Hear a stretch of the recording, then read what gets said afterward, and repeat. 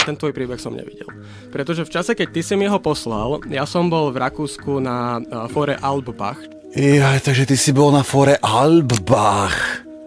Tak to akože úplne mení situáciu potom, Marek. Každý vie, že pri vstupe do Rakúska na colnici odovzdáš telefón, prerušíš kontakt so všetkými tými žebrákmi tu na Slovensku, pretože ideš na miesto tak prestížne, že by to bolo pod tvoju úroveň, tam byť napojený na nejaké slovenské dianie. Tak mi prepáčte, vaša urodzenosť, vaša excelencia, že som vás obvinil z klamstva.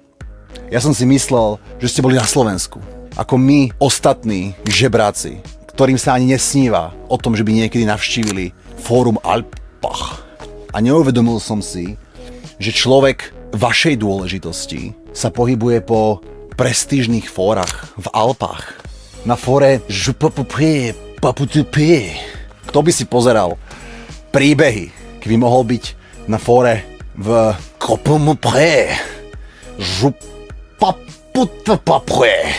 a popíjal tam čerstvé mlieko, práve vydojené z alpskej kravy a rozprával sa o umení a renesancii.